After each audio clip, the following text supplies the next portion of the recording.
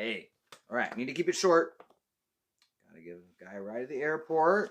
And so, let's see here. We made it to where? Father's countenance. Remember that. Oh, yeah. We made it down to verse 16, Genesis 31. So let's just start in verse 17. And I'll just do to 21. And whatever it is what it is. And maybe today will be a little short. But here we go. Verse 17. Then Jacob rose and set his sons and his wives on camels. And he carried away all his livestock and all his possessions, which he had gained and acquired livestock, which he had gained in Padan Aram, to go to his father Isaac in the land of Canaan. Now Laban had gone to shear his sheep, and Rachel had stolen the household idols that were her father's.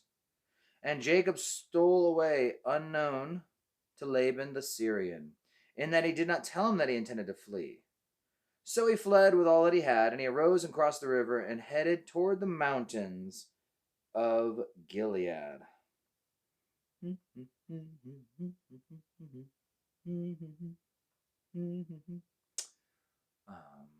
Bonus points if you know the Tickle Toon Typhoon song I was just humming. All right, so here's the deal. I'm knocking out some short stuff today because I got to get on the road. But I want to make sure we're still covering all these verses and understanding what's going on.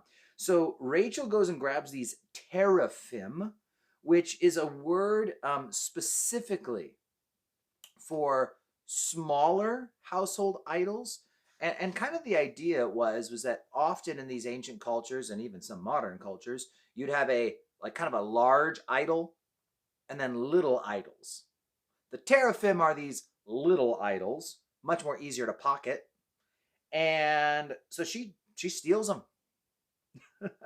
and Jacob heads away to the mountains of Gilead. Now, it's a long journey from where he is in Padan Aram to get to the mountains of Gilead, assuming if they're traveling 15 to 20 miles a day, which is it's a full day. I've hiked 20 miles in a day, and it's a big day.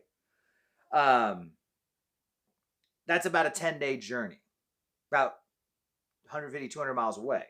So all that said, I just see a few things here.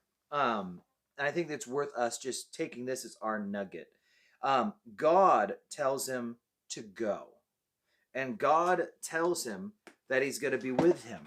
But as many of you should already know, Jacob isn't Israel yet.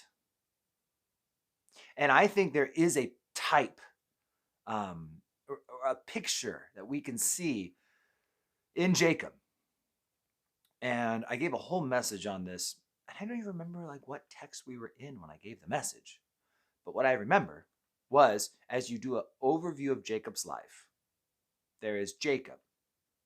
Jacob meets with the Lord at Bethel. God speaks to Jacob.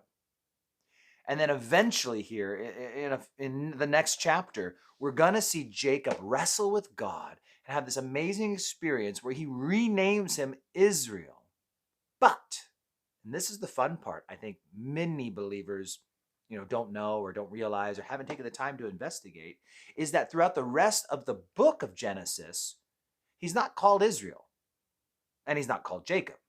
In fact, it's back and forth, back and forth, back and forth.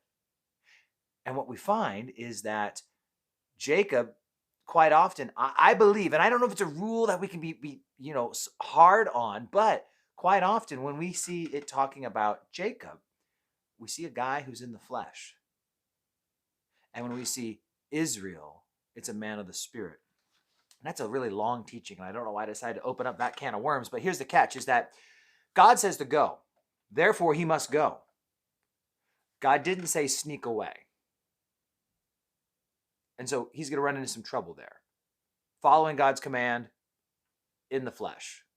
Doing what God says the wrong way. It's a good reminder that we're, next Sunday, we're in 1 Corinthians 6 as a church.